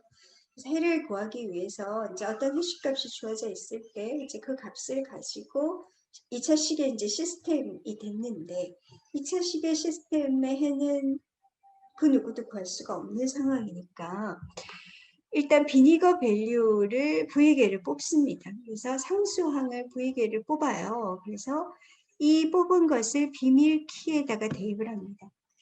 그러면 이제 비밀 키의 2차 항은 5일 곱하기 비니거하고 비니거 곱하기 비니거의 2차 항밖에 없기 때문에 비니거 곱하기 비니거에다가 이걸 대입을 하면 이 부분이 전부 상수가 되겠죠. 그 다음에 비니거 곱하기 5일에다가 이 비니거 밸류를 다 대입을 하게 되면 이 부분은 바로 2차 항이었지만 대입을 하고 나서는 5일 베리어블의 1차 항이 된다는 겁니다. 그 다음에 5일 베리어블은 그냥 남아있고 비니거 베리어블로 만들어진 1차 항은 또 상수항이 되겠죠. 그래서 계산을 다 하고 나서 보니 5개의 변수와 5개의 식을 갖는 리니어 시스템이 되더라는 거죠. 그래서 우리는 리니어 시스템은 다 해를 찾을 수가 있습니다. 그래서 가우시안 엘리미네이션, 가우스 소구법을 이용해서 해를 찾으면 되는 거죠. 그래서 사실은 이 아이디어를 위해서 비니거 밸류를 선택을 해서 대입을 했더니 다변수 2차식의 시스템이 그냥 1차식의 시스템, 리니어 시스템으로 변하더라는 거죠. 그래서 해를 쉽게 구할 수 있는 모양으로 변환이 됐다는 의미입니다. 그래서 이제 가우스 소구법은 해를 구하면 되는데 이게 아주 낮은 확률로 이게 이제 99% 이상 해가 항상 존재를 하는데 아주 낮은 확률로 0. 몇 프로의 확률로 해가 존재를 하지를 않을 수가 있어요. 그러면 다시 새로운 비니거 밸류를 뽑아서 이 작업을 반복을 하면 됩니다. 두 번째 뽑았을 때는 거의 100% 해가 존재를 하게 됩니다. 그래서 이제 이런 방법으로 fs가 hm이 되는 s를 찾고 이제 그 값을 찾으면 거기에다가 t 인버스 행렬이니까 이건 그냥 곱해주면 되죠. 그러면 이제 그 값이 서면값이 되고 검증은 이제 거기 공개 키에다가 이것을 대입을 했을 때 해시 값하고 동일하면 유효하고 그렇지 않으면 이제 유효하지 않는 그런 전자 서면값이 되게 되는 거죠. 그래서 이것을 이제 토이 이그젠플, 정말 토이한 이그젠플을 가지고 한번 예를 들어보기로 하겠습니다. 그래서 유한체는 뭐 F7로 주어져 있다고 하고 O하고 V는 2로 놓겠습니다. 사실 이거는 이제 토이 이그젠플이라서 O하고 V를 똑같이 놨어요. 그렇지만 사실은 이 부위에서 O하고 V를 똑같이 내면 안전하지 않다는 공격이 나왔습니다. 그래서 처음에는 오일은 비니거, OV 그런 서명으로 제한이 됐었는데 두 개가 같은 경우에 이제 공격이 있어 안전하지 않다라는 것이 이제 제시가 되는 바람에 이제 V를 O보다 키워야 된다라고 해서 unbalanced OV, EOV 스킨이 나오게 되는 거죠. 그러나 어쨌든 우리는 지금 간단한 토익 이그젠플을 보기 때문에 이거를 2라고 똑같이 놓겠습니다. 그래서 공개키는 이제 F를 적당하게 선택을 해서 이제 T랑 합성을 할 거고요. 그래서 F하고 T를 이제 선택을 할 건데 F1하고 F2는 이렇게 선택을 할 겁니다. 어떻게 선택하냐면 일단 변수의 개수가 지금 4개인 거고 그래서 변수의 개수를 5일 부분하고 비니거 부분으로 이제 나눌 거죠. 그래서 비니거 부분, 비니거 베리어블을 1, 2 그리고 5일 인덱스를 3, 4라고 놓겠습니다. 그러면 사실은 우리가 UV라는 UV의 방법이 5일 곱하기 5일의 2차항이 없도록 설계하는 것이 핵심이었기 때문에 여기 3, 4의 그 인덱스를 가지고 있는 2차항이 없으면 되죠. 그래서 x1, x2에 대한 2차항은 다 집어넣고 그리고 이제 x1, x2, x3, x4에 대한 1차항은 다 있어도 돼요. 그 다음에 3차항으로 구성이 됐는데 여기서 보면 x3의 제곱이라든가 x3, x4, x4의 제곱 이런 항이 없죠. 그래서 이제 UV의 설계 방법대로 잘 선택이 되었습니다. 그래서 3, 4 부분이 없는 그런 이제 2차항들로만 구성이 되어 있고 자, 그래서 이제 F의 선택, 중앙함수의 선택을 마쳤고, 이제 T라는 어떤 인버터블한 매트릭스를 찾을 건데, T를 이제 리니어 맵으로 이렇게 잡도록 하겠습니다. 좀 더 간단하게 잡았는데. 그래서 이제 Y1, Y4는 X4하고 같고, Y3는 X3, X4, 그리고 X2, X4, Y1은 이제 X1, X2, X3, X4를 다 이용을 해서 요것에 이제 개수들의 매트릭스를 만들어 보게 되면 인버터블을 하게 되죠. 그래서 이제 이런 거를 합성을 할 건데 합성을 한다는 건 여기에다가 이 맵으로 이제 보낸다는 거죠. 그러면 어떻게 하냐면 이게 지금 xi로 표현이 되어 있기 때문에 xi를 yi로 표현을 해서 여기 이제 대입을 하게 되면 이제 변환을 시킨 그 결과값이 나오게 되는 것이니까 x1, x2, x3, x4를 y에 관한 식으로 표현을 합니다. 그걸 쉽게 표현할 수가 있죠. 그런 다음에 여기에다가 이제 쑤셔 넣어주는 거죠. x1 대신에 이걸 집어넣고 x4 대신에 y4를 집어넣고 그러면 이제 이거를 대입을 하면 여기 f1에다가 y, 1이 빠졌는데 y 이것을 대입을 해보면 x1 대신에 이게 제곱이니까 여기가 빠졌는데요. 2에 x1의 제곱이 들어갑니다. 그리고 이제 3하고 x1, x2 이게 들어가게 되죠. 그리고 쭉 넣으면 되는데 우리가 원래 F1, F2를 했을 때는 x3, x4에 대한 2차항이 없었는데 이것을 대입을 하고 보니 여기 y3의 제곱, y4의 제곱, 2y3, y4가 다 나타나게 되죠. 그래서 어떤 적절한 리니어 맵을 그러니까 변환을 시켜줬더니 없던 x3, x4에 대한 2차항이 살아나더라는 거죠. 그래서 우리가 원했던 모든 2차항이 이제 살아나게 된다는 거죠. 그래서 T를 합성을 해주는 이유가 바로 거기에 있다라는 것을 이제 확인을 할 수 있게 됩니다. 그래서 이제 공기키는 믿을 수 있는 거죠. 정말 아까 얘기했던 것처럼 F가 가졌던 구조, 51 곱하기 51 이차항이 없었던 F지만 이 T를 합성하는 순간 모든 변수의 모든 이차항이 다 살아났더라. 그래서 공개키는 어떤 랜덤한 형태, 어떤 특정한 부분이 제로가 아닌 랜덤한 형태의 이제 방식에 세치됐다라는 것을 얘기를 해줄 수가 있습니다. 그래서 이제 우리가 키를 생성을 했고, 이제 여기로부터 서명 생성을 어떻게 하느냐만 이제 보면 되는 거죠. 그래서 이제 서명 생성을 할 건데요. 자, 메시지가 주어져 있어요. 메시지는 M개, FM에서 주어지니까 지금 M이 3이죠. M이 2개죠. M이 5하고 똑같으니까 3, 4가 주어져 있다고 가정을 하게 되면 F1이 3이 되고 F2가 4가 되는 이런 X1, X2, X3, X4를 이제 구하면 되는 거죠. 근데 어떻게 구한다고 얘기했냐면 비니거 밸류를 랜덤하게 선택을 한 후에 대입을 한다고 했어요. 그래서 비니거 밸류 X1, X2를 1하고 4로 선택을 했습니다. 한 다음에 대입을 하는 거죠. 그러면 X1, X2에다가 대입을 하게 되면 여기에 2 상수항이 돼버리고 여기도 3이라는 상수항이 돼버리죠. 그리고 여기서는 X1이 1이니까 6X3라는 X3, 51 변수가 남게 되죠. 그래서 이걸 다 대입을 해서 정리를 하게 되면 변수는 X3, X4밖에 남지 않아요. 왜냐하면 X1, X2는 전부 1하고 4가 들어가 있으니까. 그래서 X3, X4에 대한 1차식 2개를 얻게 되는 거죠. 그래서 변수가 2개고 식이 2개인 리니어 시스템이 돼서 이것은 그냥 가우시안 엘리미네이션을 쓰게 되면 해를 간단하게 구할 수가 있습니다. 그래서 이제 T를 구했더니 X3, X4가 1, 2가 되고 그러면 우리 전체 찾던 해는 비니거 밸류의 1, 4, 1, 2 이렇게 되는 거죠. 그래서 만약에 어떤 사람이 이 1, 4를 다른 걸로 선택한다면 뒤에 나오는 해도 달라지겠죠.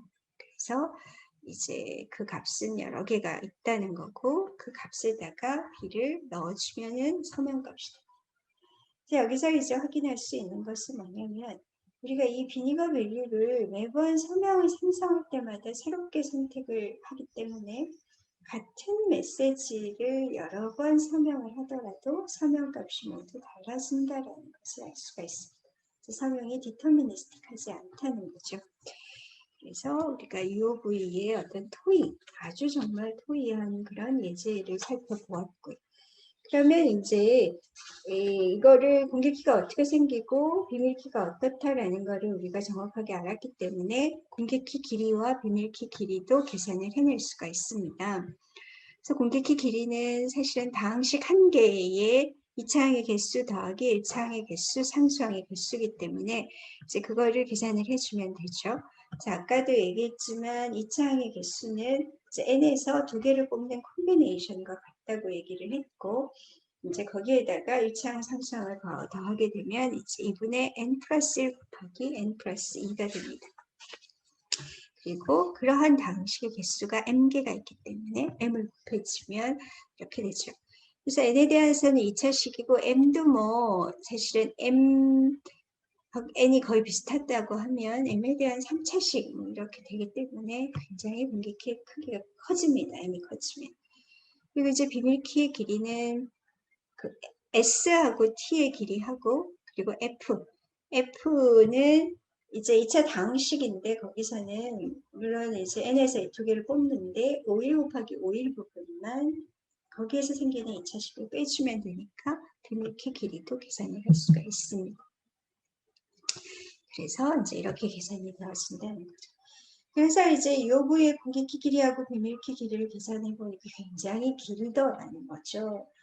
그리고 이제 여러 가지 공격에 대한 안전성 분석을 했더니 이제 M은 사실은 비슷한데 N이 굉장히 좀 커져야 되는 그런 부분이 있어서 효율성이 떨어지고 그리고 이제 가우시안 엘리미네이션을 할 때도 이제 메시지가 이제 그 매트릭스의 크기가 M by M 매트릭스일 때 가우시안 엘리미네이션의 그런 컴플렉시티가 m의 3승이에요. 그렇기 때문에 이제 가우시안 엘리미네이션을 하는데 굉장히 많은 계산량이 요구가 되는데 이거를 좀 더 매트릭스 사이즈를 줄여서 계산량을 좀 더 줄여보는 방법이 없을까 해서 나온 방법이 레인보우라는 겁니다.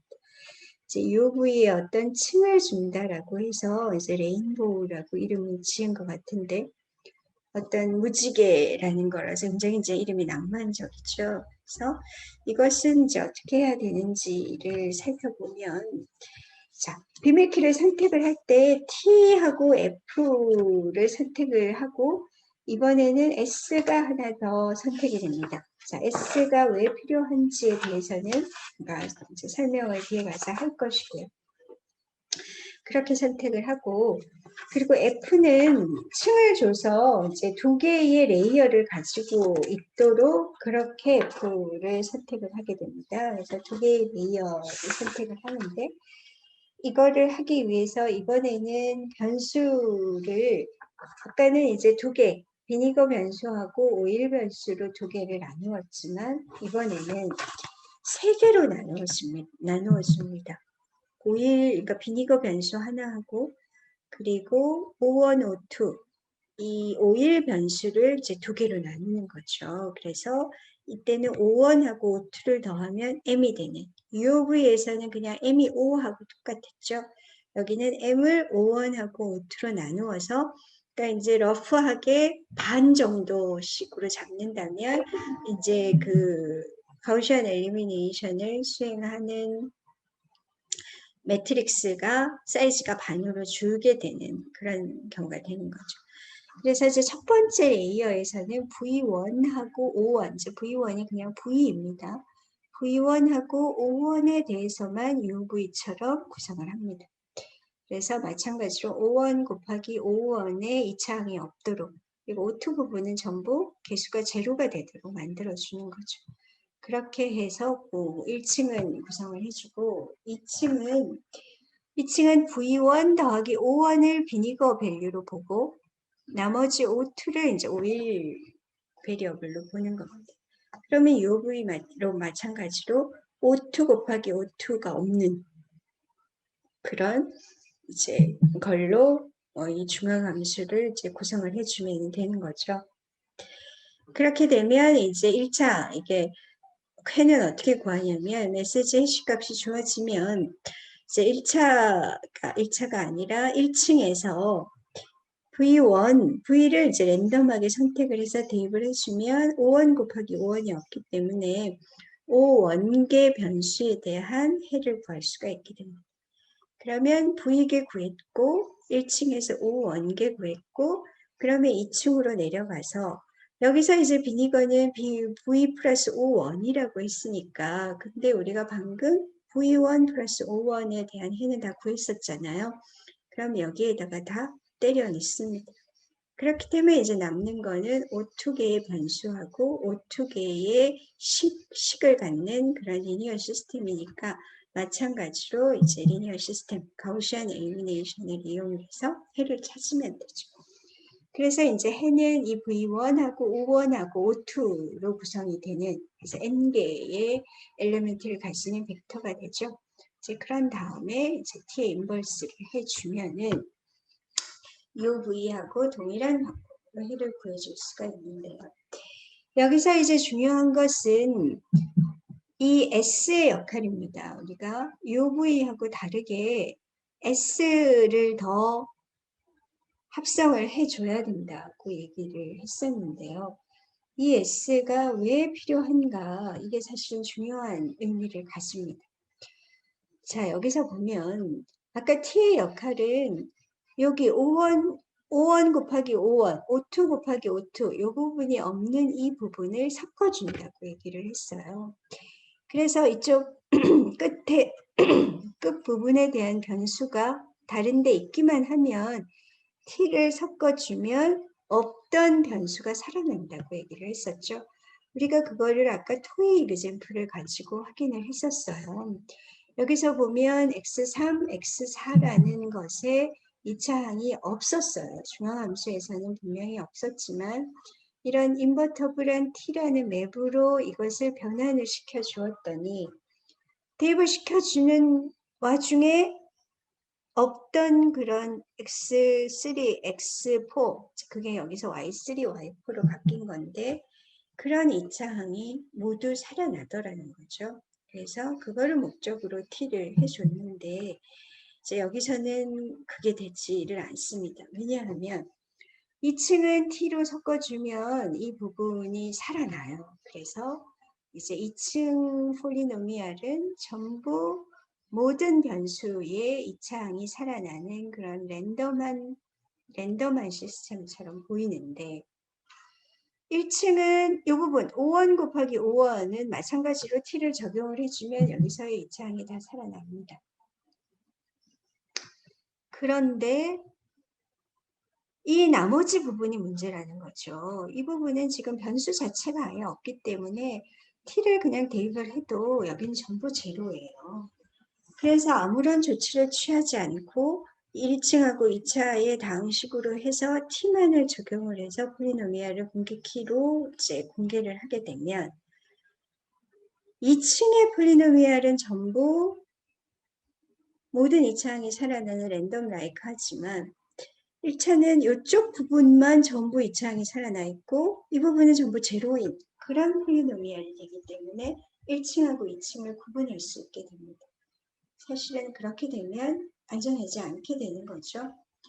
그래서 이 부분을 해결하기 위해서 S라는 거를 한 번 더 합성을 하는 건 1층의 폴리노미알하고 2층의 폴리노미알을 섞어서 더해주겠다는 거예요. 왜냐하면 리니어 콤비네이션을 하겠다는 거니까. 그래서 이거하고 마구 더해지기 때문에 결국은 1층에 있는 폴리노미알도 이제 모든 변수에 대한 이차항을 다 가지고 있어서 결국은 랜덤 라이크하게 보인다라는 거죠. 그래서 이 S의 역할이 아주 중요하고 그리고 이제 레이어가 있는 경우에 S를 쓰지 않으면 안전하지 않다는 거. 그리고 이제 T의 역할도 아주 중요해서 S하고 T를 쓴 이유가 이제 명백하게 다 밝혀진 상황이 되는 거죠.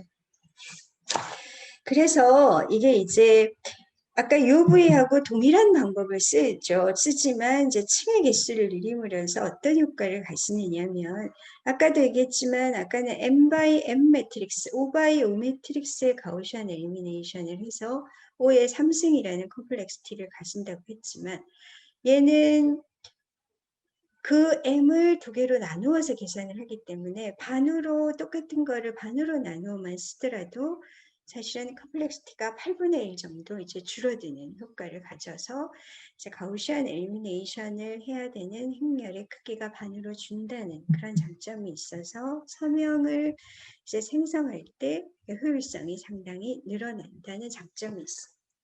게다가 이것은 사실은 이게 레이어가 더 많아지는 UV에는 레이어가 하나지만 레인보우는 레이어가 이제 2개인 것이기 때문에 여러 가지 공격에 대한 법칙들을 계산을 했을 때 UV보다 N 변수의 개수를 더 작게 잡을 수가 있습니다. 그래서 변수의 개수가 더 작아지니까 아무래도 공격 키를 계산을 할 때 이제 식도 작아지겠죠. 그래서 공개 키의 크기는 아까하고 똑같아요. n하고 m이 결정이 되면 2차항의 개수 더하기 1차항의 개수하고 3차항의 개수라는 건 변함이 없기 때문에 동일하지만 이제 아까 얘기했던 것처럼 어떤 구조, 멀티플 레이어를 가진다는 구조 때문에 n을 좀 더 작게 잡을 수가 있어서 이 계산한 값 자체가 UV의 크기보다 작게 된다는 거. 그리고 비밀키는 그러니까 n이 작아져서 비밀키의 크기도 작아지지만 더 작아지는 부분이 있습니다. UV 같은 경우에는 사실은 O1, O2 이 전체들의 다 그냥 전체 m개의 다항식에 있는 제로가 아닌 코에피션트를 다 헤아려야 되는데 UV는 이 1층이 없기 때문에 요거 모든 형태가 요 모양이기 때문에 꽉 차 있는 거에서 요 부분만 뺀 거가 비밀키의 길이가 되는데 레인보우는 그렇지가 않습니다. 2층은 UV하고 똑같이 이 부분만 빼주면 되지만 1층에는 이 부분이 없어요.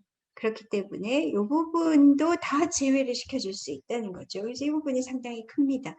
그리고 이제 여기 5원 곱하기 5원 부분은 뭐 유효부하고 같은 것이고, 그래서 이만큼이 더 줄어드는 거죠. 그래서 5원계의 다항식에서 이 부분이 다 줄어들기 때문에 그것을 이제 식으로 계산을 하게 되면 이렇게 계산이 되어지고, 그러한 이유로 레인보우보다 비밀키의 길이가 이제 상당히 더 길어진다는 그런 장점을 가지게 되는 거죠.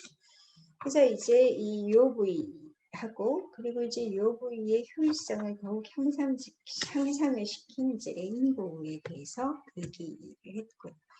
그리고 이제 레인보우는 이제 그러니까 특별한 케이스들이 를 많이 만들 수가 있어요. 아까와 같은 방법으로 지금 소개한 것은 레인보우 중에 레이어가 딱 2개인 경우를 얘기를 했는데, 레이어를 뭐 3개, 4개, n개까지 확장할 수가 있습니다. 그래서 레인보우의 특별한 경우로 ENTTS라는 것이 이제 제안이 됐는데, 이것은 레인보우인데 레이어를 3개로 가지는, 여기 보면 이런 1층하고 2층하고 3층의 형태가 이제 이렇게 가지는 그런 형태가 됩니다.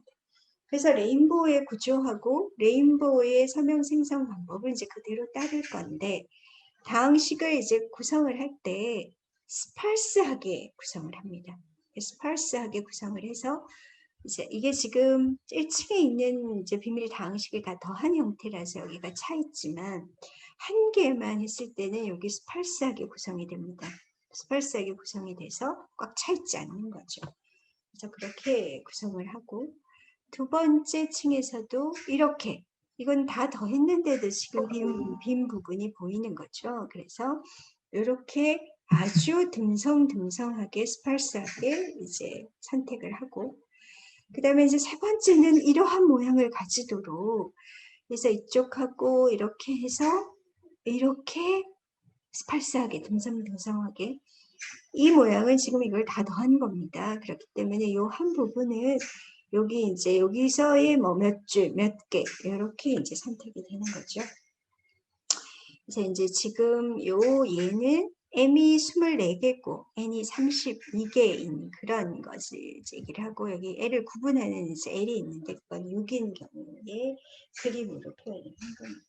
아주 그림이 좀 특이하게 표현이 되는 거죠. 그래서 여기서 이제 사실은 중요한 건 이 창이 얼마나 충분하냐라는 거를 보여주는 거가, 그 여기서 나타나는 대칭 행렬의 랭크가 풀 랭크를 가지느냐, 뭐 이걸로 결정이 된다라고 얘기를 했었는데, 스파르스하게 이제 이거를 잡더라도 거기에서 나오는 2차식으로 결정이 되는 대칭 행렬의 랭크가 풀 랭크만 가지게 하면 돼요. 그래서 이제 스파르스하게 꼭 필요한, 반드시 필요한 2차식이 과연 얼마만큼이냐, 이런 거를 이제 고민을 하게 되면 이제 2차식의 개수, 스파르스한 부분, 어느 부분에 반드시 이 창을 넣어야 되는지를 이제 결정을 할 수가 있기 때문에 이렇게 결정을 할 수가 있게 됩니다.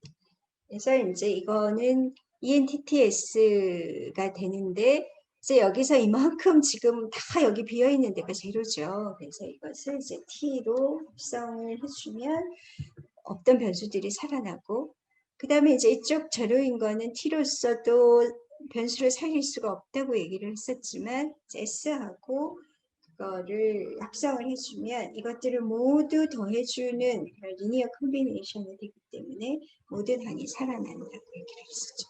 이게 레인보우하고 다른 이유는 뭐냐면, 레인보우하고 비교를 했을 때 공개 키의 크기는 동일합니다. 왜냐하면 여기가 아무리 스파르스하고 제로가 많더라도 ST하고 합성을 해주게 되면 결국은 공개 키는 랜덤 라이크한 모든 이 창이 살아난다고 했기 때문에 결국은 공개 키를 계산하는 식은 동일해요. n하고 m에 대한 이제 그런 2차, 3차식이 된다, 이렇게 계산이 되는데, 비밀키의 개수는 제로의 개수가 많으면 많을수록 사실은 크기가 줄어들게 되죠. 그래서 여기 보면 레인보우에 비해서 굉장히 많은 제로가 존재를 하기 때문에 레인보우에 보다 비밀키가 상당히 줄게 됩니다. 그래서 레인보우하고 구조는 동일하지만 이제 공기키의 크기도 똑같지만 비밀키의 크기를 줄일 수 있는 그런 어떤 하나의 방법론을 제시를 했던 거죠. 그래서 이제 이처럼 레인보우 요브의 아이디어를 이용을 하면서 두 개의 길이를 이제 줄이고자 하는 그런 연구들이 많이 진행이 되어 왔고, 이제 몇 개는 이제 안전하다고 알려져 있는 것들이 남아 있습니다. 그래서 이제는 그런 어떤 이제 레인보우의 변형에 대해서 이제 살펴볼 예정입니다.